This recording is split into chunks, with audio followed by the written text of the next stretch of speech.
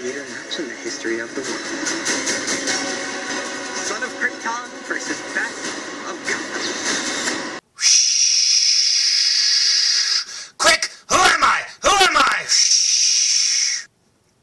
That's right! Fu Manchu! And welcome to another review! Well, let me start by saying this. Man of Steel, in my opinion, wasn't that great of a Superman movie. Now, that being said, I still like things about it. The more I watched it, the more, things I liked about it. I really liked the action. I mean, how can you not? There's so much action in that movie. But, yeah, as a Superman movie, Superman as in the character in the comic books, or even in the cartoons, well, it wasn't very close. I did like things about it. Number one, I really like Henry Cavill as Superman. He's pretty cool. He seems like a really awesome guy, and he seems like a really cool Superman. So I really like that. And then when they announced they'd be making a second one, and it was going to have Batman in it, and everybody freaked out when Ben Affleck was first announced to be, Bruce Wayne / Batman. Well, I have to say that when I heard about it, I was like, hey man, that's some really good casting, because if you look at him, he kind of looks like Bruce Wayne, doesn't he? And a lot of the times, we've always had actors who played Batman. They could either play Bruce Wayne or Batman, but they could hardly ever play both. Now, you've got 6'3", Ben Affleck, who apparently, put on a lot of muscle and stuff like that for the movie, and you know what? He does look like him. He's got that Bruce Wayne jaw and everything, and I think he's going to do good. Now, that being said, that doesn't mean that these two actors, who I really like, are going to have to deliver really good lines, because who knows what was written for this movie, because all you've got to do is look at Jesse Eisenberg and go, what were they thinking? Seriously, oh my God! But I'm sure it'll be alright. It'll probably be one of those movies that you watch and then, you complain about, but you kind of forget about it after a while. Because Man of Steel was like that. As much as, Man of Steel was a decent movie, it's kind of forgettable. I mean, you watch it and you just kind of go, when's Superman going to fly? When's Superman going to fight? When's there going to be a plot that I can understand? And I'm watching Avatar at the beginning, and then I don't know what's going on. But you know what? Hopefully the new movie will be better.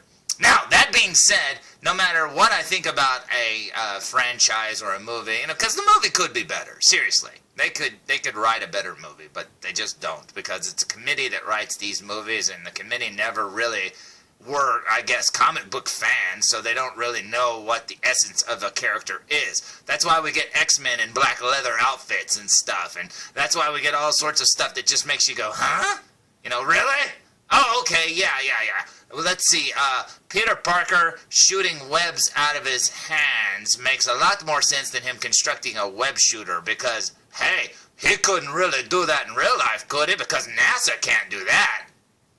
It's a comic book movie, it doesn't matter, just say that he's super smart and he made it, because that's what he did in the comic book and that would have worked. Anyways, yeah, with these comic book movies, you just take what you can get and hope that there'll be a better one later. Now, I wish they'd stop rebooting everything. That is something that I'm getting sick of, because there's been so many histories. I mean, I used to be able to know every comic book character's history, like Spider-Man, Superman, Batman, blah, blah, blah. And, now it's like they've been rebooted so many times. I'm like, wait, hold on. When did that happen? What year was that? How old was he when he was in high school? Wait, he's in high school again? Wait, what? Who? Huh? And so, yeah, it gets really confusing. So I really wish they'd just pick a continuity and stick with it. Now, all that aside, the Man of Steel movie, or I should say Batman versus Superman, blah, blah, blah, blah, blah, whatever the rest of the title is coming out soon. Actually, it's coming out in a few months, so wow, man. Well, the toys have already started hitting, and I saw some toys sitting on the shelf, and I went, because, I've got to have them, because I still love Batman and Superman, and like I said, I really do like Ben Affleck as Batman. I think that's a good idea. As long as he can, hang up all his Ben Affleck-isms, and not act like Ben Affleck and act like Bruce Wayne, because that's what an actor would do. You act like the character.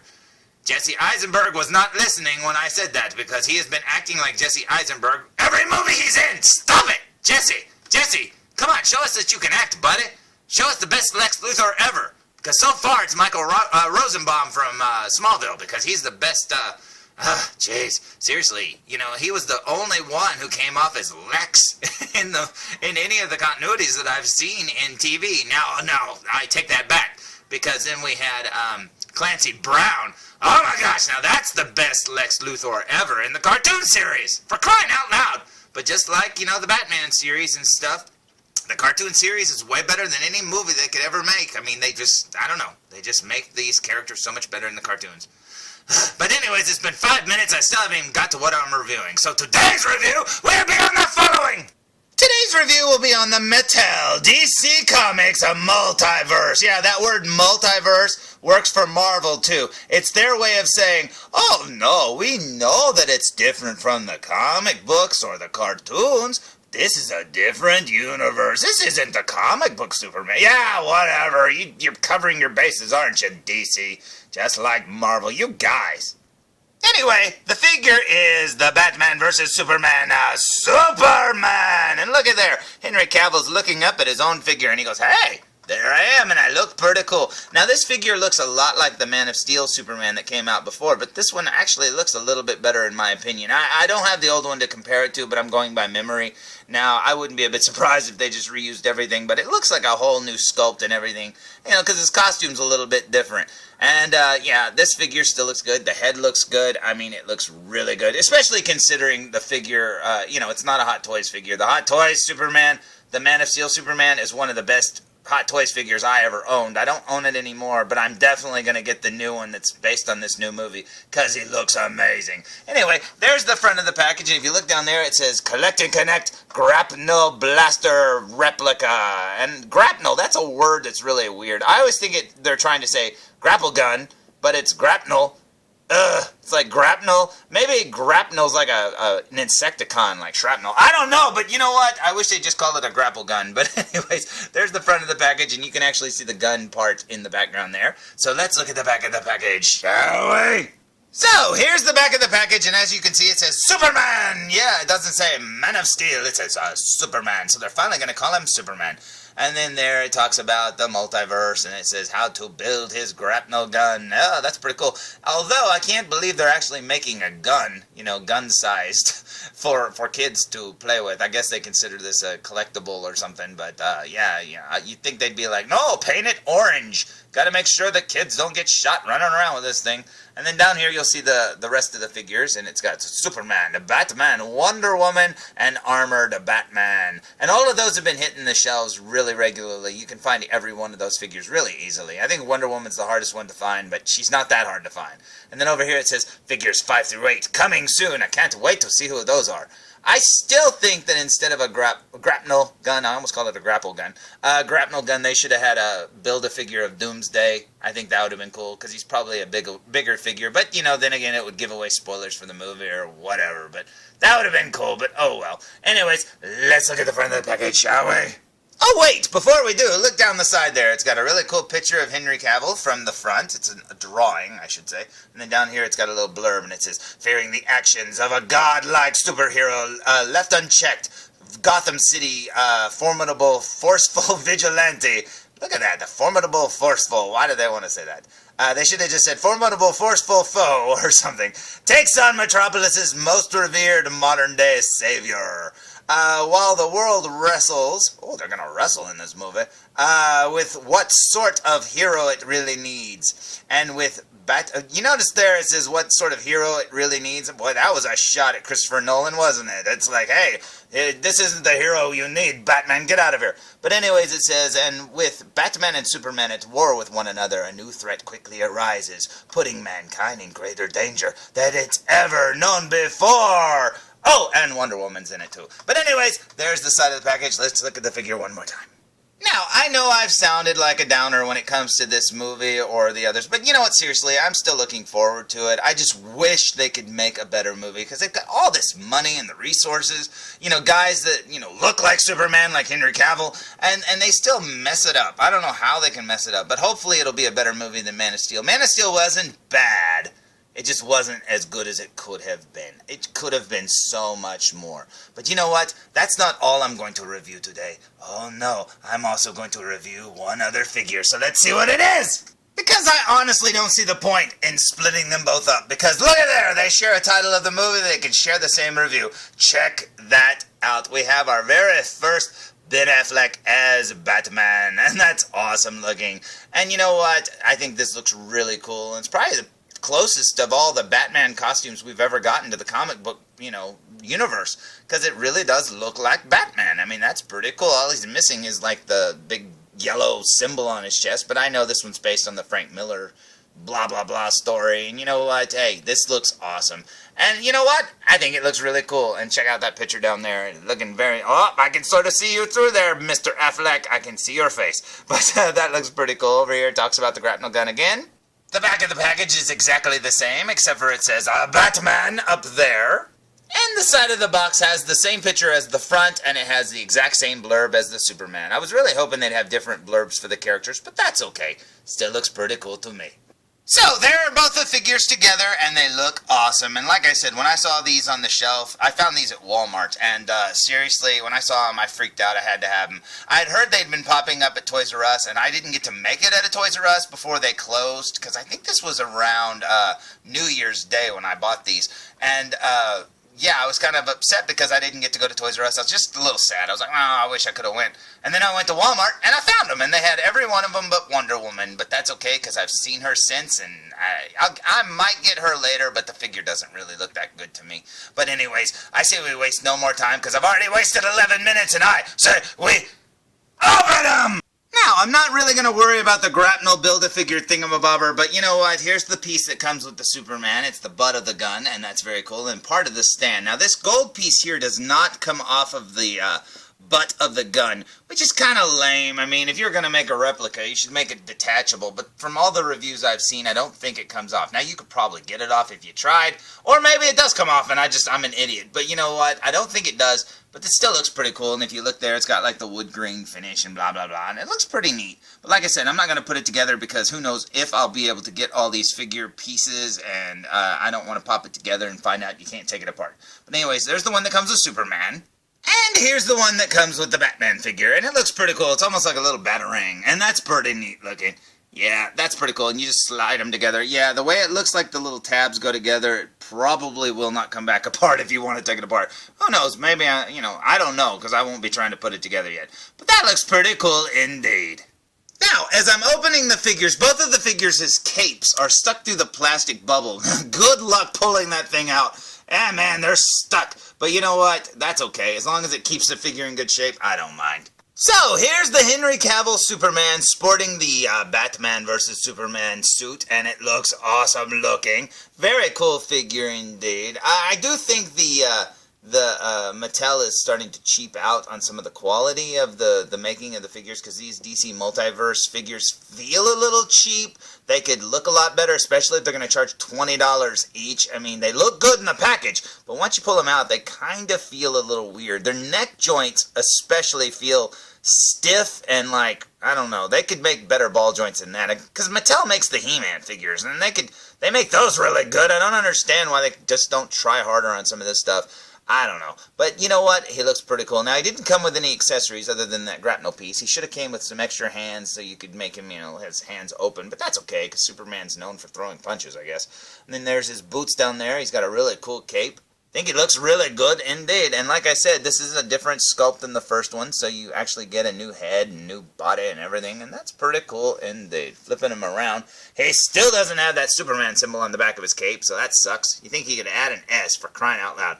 But that looks pretty cool. The cape looks awesome. I mean, it's stiff plastic, kind of rubbery, but stiff plastic. So don't expect to do a whole lot with it. I don't know why they don't just give him a cloth cape, but I think a lot of people hate those kind of cloth cape things.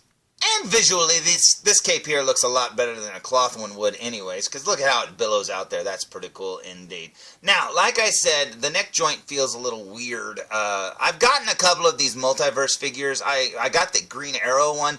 Man, he feels cheap as crud. The figure, plus the one I got originally was broken. I had to take it back and get another one. But yeah, I may do a review of that, but the neck joint is just awful on the Green Arrow figure. This one's not as bad, but it's just so stiff and just kind of weird. The figure itself kind of feels cheap, like I said, but not that horrible. I mean, yeah, I wish it was made a little bit better, but hey, this isn't bad at all. $20 is still a lot of money to spend on it, though. They should be about $15, maybe a little less, but hey, that's just me griping here. Get rid of the Build-A-Figure piece unless it's going to be an action figure, because I don't care if I get a grapnel gun, and seriously, make them cheaper. Otherwise, give me a Build-A-Figure of Doomsday or Lex Luthor in, like, metal armor or something, and I'll be happy. Next up, we have the very first Ben Affleck as Batman figure, and I think he looks really good. Although the gray does look a little cheap. I don't know. He looks like he's just like silver plastic or something. But you know what? I don't know. They could have given him a wash or something to bring out some of those details. But, seriously, toys are getting cheaper the way they look now, but their prices are going up. So I don't know what the deal is. His neck moves around a lot better than the Superman does, and way better than the Green Arrow does. But here he is from behind. You can see his cape. I like how his cape's all tattered there at the bottom, because that's kind of cool, because Batman's always known to have those little jaggedy things on the ends of his cape.